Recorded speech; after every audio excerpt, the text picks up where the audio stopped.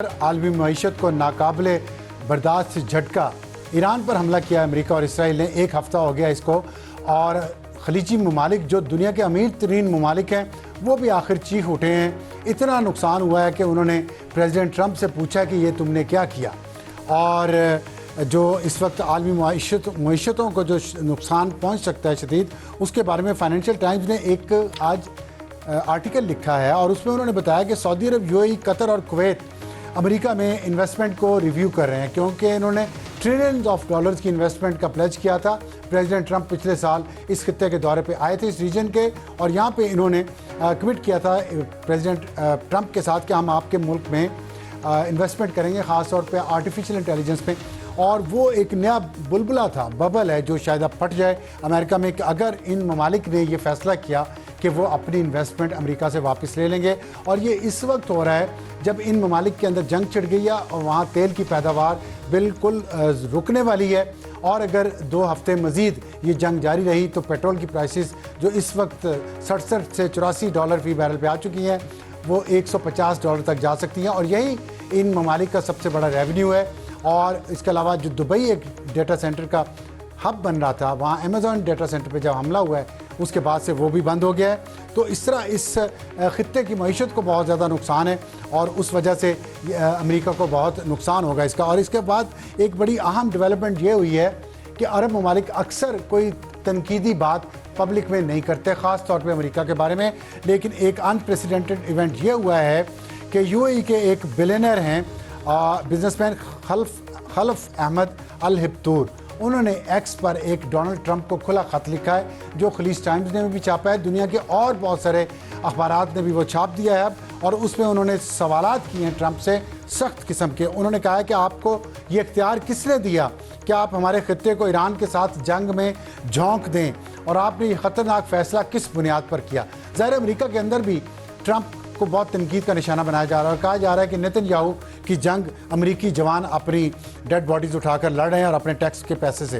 اور ساتھ انہوں نے یہ کہا ہے خلف احمد نے کہ آپ نے خلیجی تعاون کونسل کے ممالک اور عرب دنیا کو ایک ایسے خطرے کے مرکز میں لا کھڑا کیا جو خود ان کا انتخاب شدہ نہیں ہے.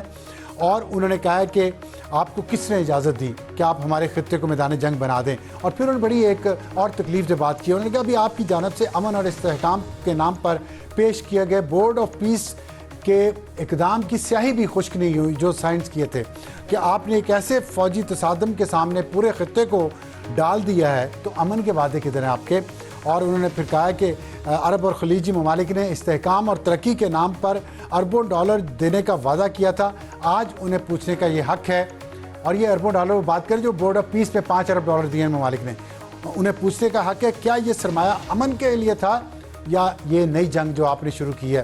تو بڑے اہم انہوں نے سوالات اٹھائے ہیں. اس سے لگتا ہے کہ موڈ بدل رہا ہے خلیجی ممالک کا, لیکن یہ موڈ عارضی ہے, یہ مستقل پتہ چل جائے گا. اور انسٹیٹیوٹ فار پالیسی اسٹڈیز کے مطابق براہ راست فوجی کارروائیوں پر امریکہ کے 40 سے 65 ارب ڈالر خرچ ہو سکتے ہیں. اگر جنگ 4 سے 5 ہفتے جاری رہی تو اس کے معاشی اثرات اور بالواسطہ نقصانات ملا کر یہ لاگت 210 ارب ڈالر تک پہنچ سکتی ہے. امریکی جانوں کا نقصان الگ ہے ایسی جنگ میں جس کا امریکہ سے براہ راست کوئی تعلق نہیں ہے. تو آج کے پروگرام کا تعارف ٹاپ سٹوری ہوگی ہماری مشرق وسطیٰ جنگ. مزید برا کیا ہو سکتا ہے, میں نے اتنا کچھ آپ کو بتایا ہے, اس کے بعد مزید برا کیا ہو سکتا ہے اور پاکستان کے لیے کیا ہو سکتا ہے. ہمیں جوائن کریں گے خرم حسین جو ماہر معیشت ہیں, اور رضا رومی نیو یارک سے ہمیں جوائن کریں گے جو ماہر ہیں بین الاقوامی امور کے. اور ہاٹ ایشو ہوگا ہمارا آج کا پاکستان کے لیے چیلنجز. بیرسٹر عقیل ملک صاحب ہمیں جوائن کریں گے اور ان سے پوچھیں گے کہ جو تیل اور گیس کی ترسیل بند ہو گئی ہے, پرائسز اوپر جا رہی ہیں, مہنگائی بڑھ جائے گی, پاکستان کا جو ریمیٹنسز ہے وہ کم ہو جائیں گی جو باہر بیٹھے لوگ بھجوا رہے ہیں, تو اس صورتحال میں پاکستان کیا کرے گا. اور ہمارا آج کا ایڈیٹوریل ہوگا کہ ایران میں ہم نے دیکھا ایک عجیب سی بات کہ اسکول کے بچوں کو نشانہ بنایا جا رہا ہے, چھوٹے 7 سے 12 سال کی بچیوں کو. اور یہ 1-2 اسکولوں میں نہیں ہوا, 20 اسکولوں میں یہ ہوا ہے.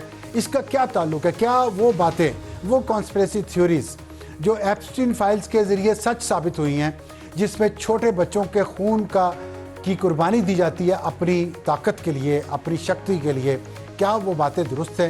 کیا ٹرمپ اور نیتن یاہو اس روٹ پر چل رہے ہیں؟ یہ آج بات کریں گے اپنے آج کے ایڈیٹوریل میں. شروع کرتے ہیں ٹاپ سٹوری. کیا خرم حسین نے اور رضا رومی نے. السلام علیکم جناب. جی السلام علیکم. رضا اگر آپ میری بات سن رہے ہیں تو پہلے آپ سے شروع کر لیتے ہیں.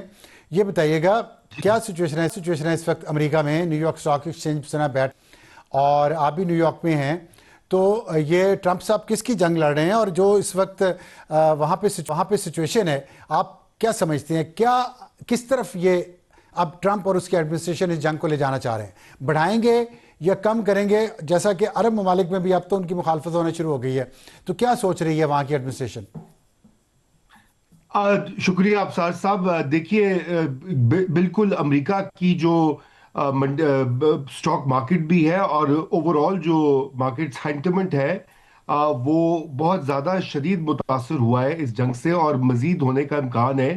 ابھی تو اس کا آغاز ہوا ہے، اور اس کی بنیادی وجہ یہ ہے کہ شروع میں یہ خیال تھا کہ شاید یہ چند دنوں کی محدود جنگ ہوگی، لیکن اب یہ آہستہ آہستہ واضح ہوتا جا رہا ہے امریکی پبلک پر بھی اور امریکی انتظامیہ کے اوپر بھی، کہ انہوں نے یہ شروع تو کر دیا لیکن ان کو آگے کیا کرنا ہے اس کا ادراک ان کو خود بھی نہیں ہے. کیونکہ ان کا یہ خیال تھا کہ شاید وہاں پر حکومت بدل جائے گی جو وہاں پر آیت اللہ خامنہ ای کے قتل کے بعد، لیکن ایسا کچھ نہیں ہوا، بلکہ ایرانی رجیم جو ہے نہ صرف سروائیو کی ہے، بلکہ وہ اپنی جو جوابی کارروائیاں ہیں وہ بھی جاری رکھے ہوئے.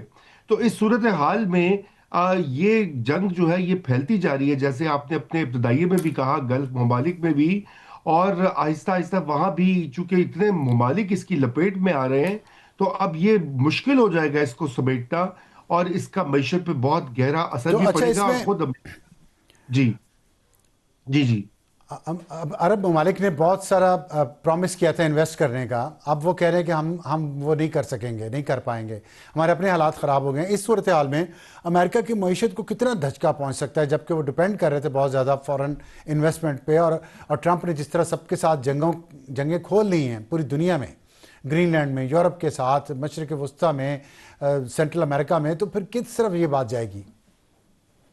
دیکھیے، فی الوقت تو بہت بڑا نقصان ایک دم دھچکا تو نہیں ہوگا.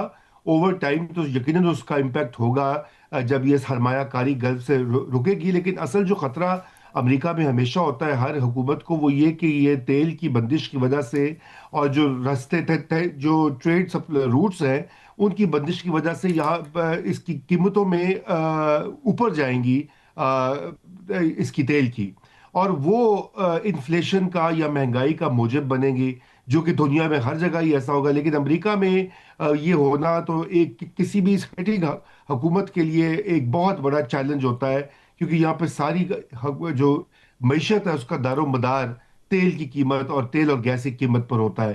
تو اس وجہ سے یہ ایک ڈائریکٹ امپیکٹ آئے گا آنے والے دنوں میں. اور اب اس کے بہت سارے جو ماہرین ہیں اس کو اینٹیسپیٹ بھی کر رہے ہیں، اور یہی بار بار ٹھیک کہا ہے. جا رہا ہے کہ شاید یہ جنگ شروع تو کر دی ہے، لیکن آگے کیا کرنا ہے اس کے بارے میں کوئی آئیڈیا نہیں ہے ٹرمپ اور اس کی انتظامیہ کو. ٹھیک. جی